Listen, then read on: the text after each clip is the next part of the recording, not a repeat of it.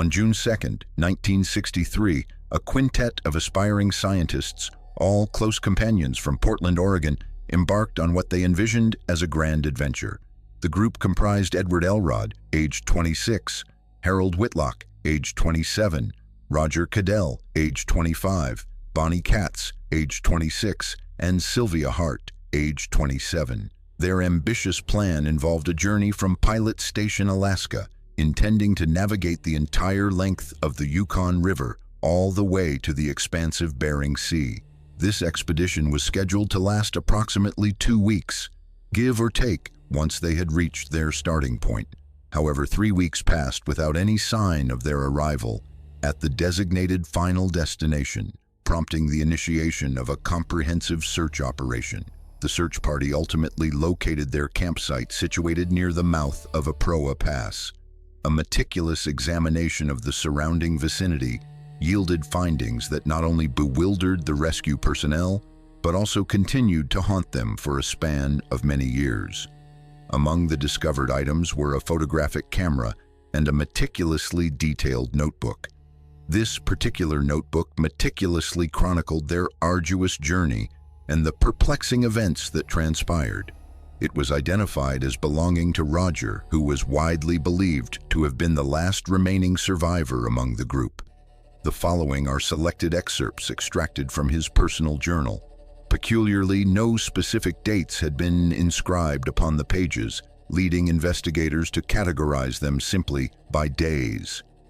Over time, considerable debate has arisen concerning the precise chronological sequence of events and the accuracy of these assigned days, given that Roger did not make entries every single day. Day 1.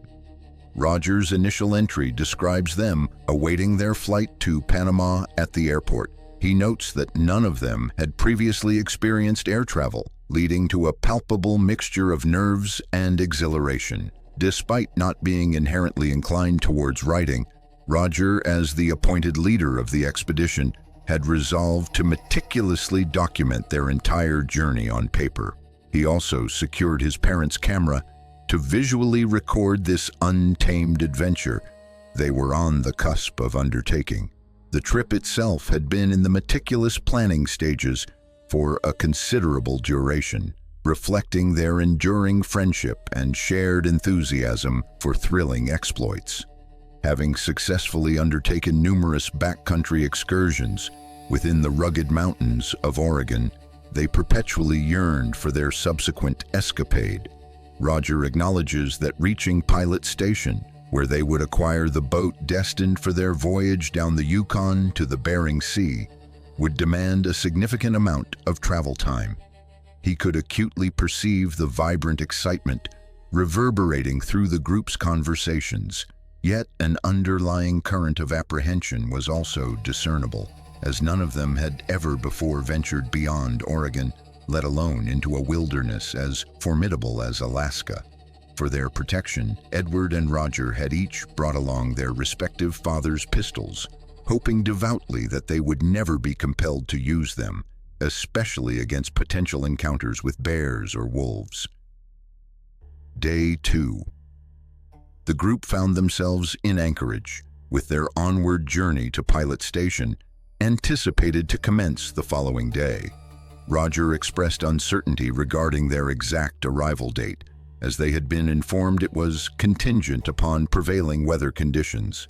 Feeling the effects of travel fatigue, their immediate plan was to procure a meal at a local establishment, the Sweet Chill Cafe, and subsequently retire for rest at their hotel for the remainder of the day. Day 3 or 4. Their journey towards Pilot Station was actively underway.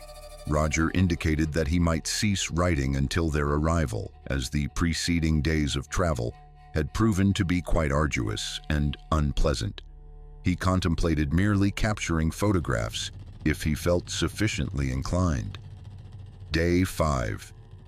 Roger expressed profound relief that the transit portion of their journey was finally behind them.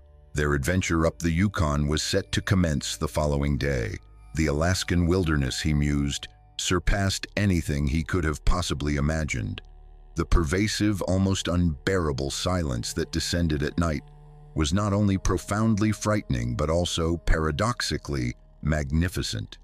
It provoked a deep introspection, prompting questions about the true essence of life.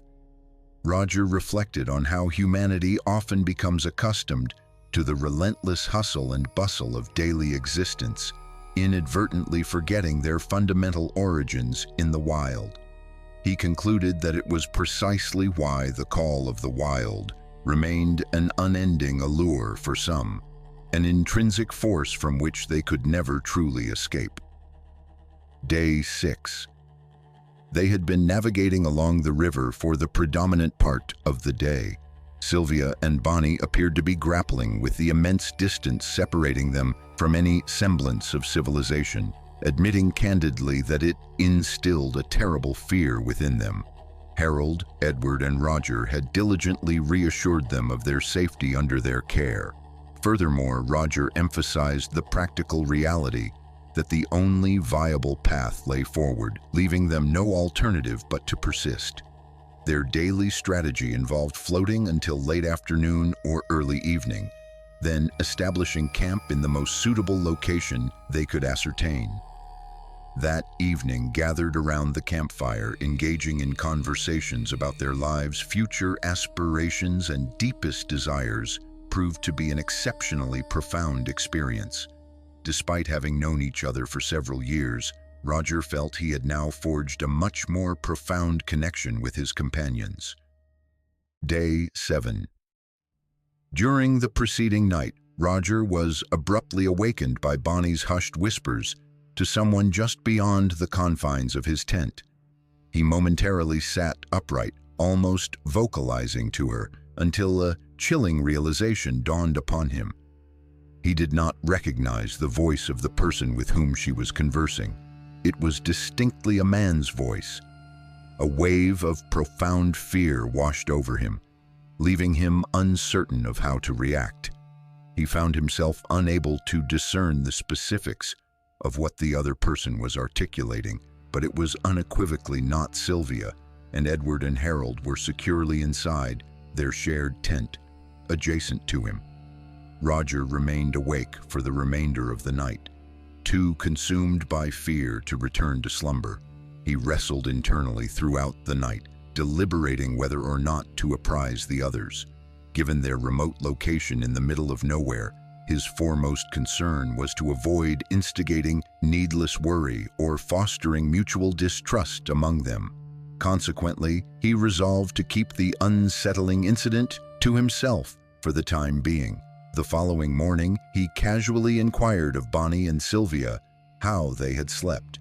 Both responded with a simple, "Fine, but cold." Roger detected nothing amiss in their replies or their tone that would lead him to suspect anything unusual had transpired. Day 8. Edward had been unusually quiet throughout the day, a striking deviation from his typically loquacious demeanor. He spent the majority of the day staring blankly into the distance as they made their way down the river. Their progress was excellent, and they considered the possibility of spending an additional day ashore for exploration once they found an opportune camping spot. A hike would undoubtedly provide a welcome opportunity for all of them to stretch their legs. Day 9. Roger recounted a vivid dream of being back at home the previous night, when Sylvia's piercing screams shattered his sleep. She cried out, "Something grabbed my foot! Something grabbed my foot!" Bonnie also began to scream hysterically as the three men hastily scrambled out of their tent. They observed that the flap of the women's tent was wide open, an impossibility, as Roger distinctly recalled seeing them securely tie it before he retired for the night. He questioned them about untying the flap, to which both unequivocally denied doing so. His initial conjecture was that an animal must have been responsible, yet there were no discernible rips or tears on the tent fabric. Moreover, an animal would be incapable of undoing all 6 ties without inflicting damage or leaving behind tangible evidence such as saliva or other marks. Roger began to harbor suspicions that Bonnie might be concealing something. He had been meticulously observing her behavior throughout the day, ever since the night he overheard her conversing with someone.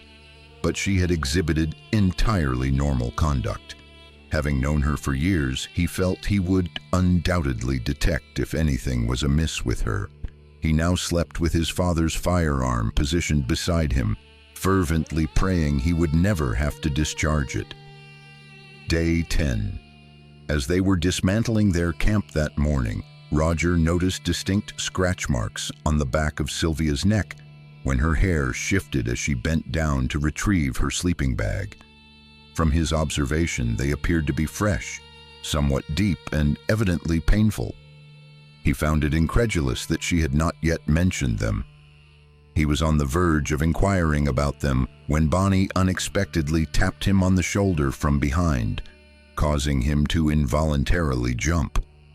He could not even recall Bonnie's question, as an inexplicable, strange sensation instantly enveloped him. He all but forgot about the scratches until that evening when he lay down to sleep and resolved to record it in his journal. Day 11. After several hours spent on the river, they arrived at a location that seemed ideal for spending an extra day. The continuous boat travel was causing them to feel increasingly restless and claustrophobic. Although snow still covered the ground, they were adequately prepared for such conditions, and a prolonged hike promised to benefit them all. After hiking for several hours, they paused for a break. Roger felt compelled to record a new observation immediately, lest he forget. Sylvia and Bonnie had been whispering incessantly to each other throughout the day. While he would ordinarily dismiss such behavior, he had never before witnessed them act in this manner, and their conduct felt distinctly off. He struggled to articulate it, but an unsettling premonition lingered, as if they were anticipating some imminent event. During dinner, as Bonnie knelt to stoke the campfire, Roger again noticed the identical scratch marks on the back of her neck that he had previously observed on Sylvia. Day 12.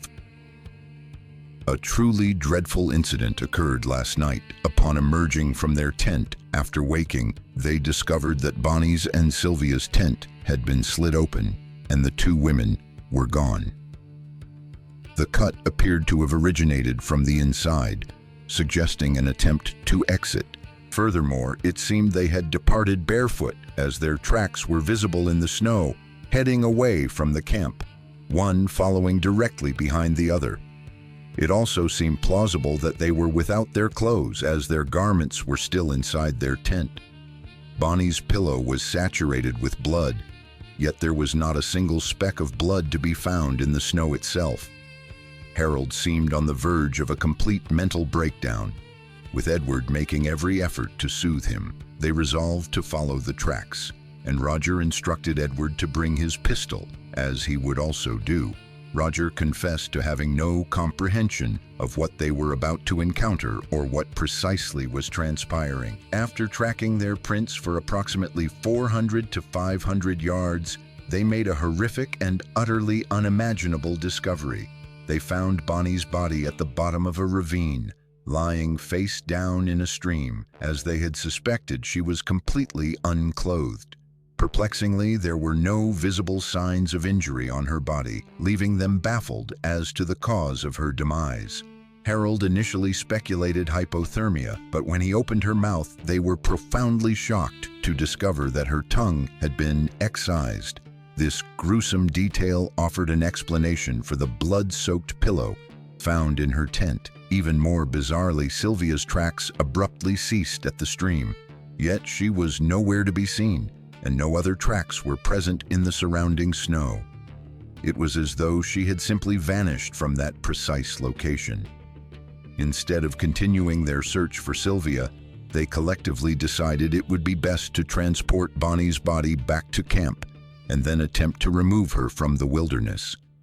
Their revised plan was to seek assistance in locating Sylvia. They took turns carrying Bonnie's body, and after several arduous hours, They finally reached their camp. However, their hearts sank as, to their utter astonishment, their boat was gone. Roger's immediate thought was that someone must have been stalking them, intent on their demise. This theory, however, was quickly undermined by the complete absence of any new tracks in the snow around the boat. Only their previously made prints remained. Roger was certain he had securely tied the boat, having been fully aware that losing it in such a remote location would almost certainly spell their doom. They carefully placed Bonnie's body under a tree, covering her with her sleeping bag. Roger worried that her presence would attract bears or wolves, and they understood that they needed to take drastic measures the following day, or they too might perish in the wilderness. The boat, unfortunately, contained the majority of their food supplies, introducing starvation as another critical factor in their perilous situation. Day 13. Roger recalled having no memory of falling asleep the previous night, and his slumber must have been so profound that he failed to notice Harold and Edward depart the tent. This was exceedingly peculiar, as both of their boots remained inside the tent. Upon waking and discovering their absence, he initially assumed they were outside preparing a fire for breakfast, but then noticed their coats were also still inside the tent, along with the clothing they would normally be wearing. A single sock lay on Edward's sleeping bag, indicating he had left wearing only one sock and one bare foot. Roger cautiously peered out of the tent and observed their barefoot tracks in the snow. One set of tracks appeared to be Edward's, as one impression suggested a sock, while the other was clearly that of a bare foot. Roger admitted without shame that he was almost too terrified to exit the tent. Nevertheless, he was attempting to muster the courage to pack whatever he could and follow the river out of their predicament. Then a chilling sound reached him.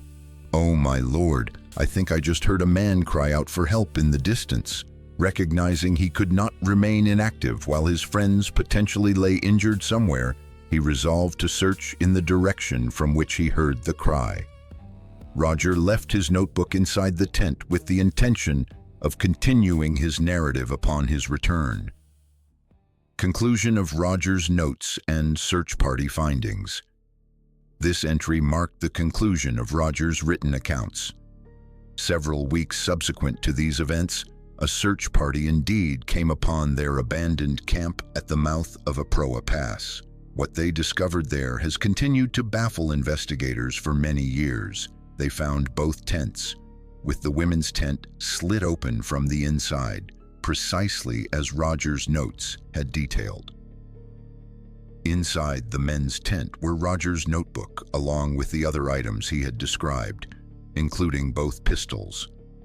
By the time the rescuers arrived, the snow had largely melted, rendering it impossible to track their footprints effectively. However, pockets of snow and shaded areas still persisted. Bonnie's body remained under the tree where they had placed her, still covered by her sleeping bag.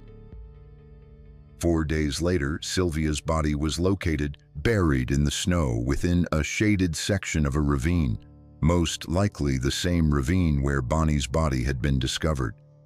What was particularly peculiar about Sylvia's remains was that she was found inverted, with her hands clasped together, yet all of her fingers were missing. She was barefoot, clad only in a shirt and a pair of pants from which one leg had been severed. Aside from her absent fingers, there were no other visible injuries to her body. Her fingers appeared to have been meticulously sliced off with a knife or another sharp implement, rather than being chewed off, which would have been readily apparent. Harold's body was discovered on the opposite side of the river, wearing only his pants. One of his eyes was missing, and his body was extensively riddled with cuts and blisters. The examining doctor later determined that his internal organs appeared to have been crushed. Along with his ribcage, Edward's body was found high within a tree in the same ravine as Bonnie and Sylvia. He was wearing only his underwear, and rescuers could clearly observe that his skull had been crushed. It took an additional 2 weeks before Roger's body was finally recovered. He was found a considerable distance from the camp, positioned quite high up on the same mountain where Bonnie, Sylvia, and Edward had been located. Roger was lying beneath a rock ledge, with his arms folded, almost as if he had been meticulously and deliberately placed in that specific posture. He was barefoot, wearing only his thermal underwear, and there were no visible signs of external injury. It appeared he had succumbed to exposure. However, when the doctor performed his examination, he stated that Roger's insides were liquefied. Their boat was eventually found overturned several miles downstream. The camera was discovered at the camp, but the film had been removed and no other film was ever located. Roger's notes never mentioned whether he had taken any photographs, making it difficult to believe he hadn't, and there remains no explanation for the missing film. Over the ensuing years, numerous theories have been proposed concerning the fate of the group, but nothing conclusive has ever been established. Several family members of the deceased undertook the arduous trek to the camp, harboring hopes of uncovering answers regarding the true cause of their loved ones' deaths. It was rumored that something was indeed found that might explain everything, yet the exact nature of their discovery was never disclosed.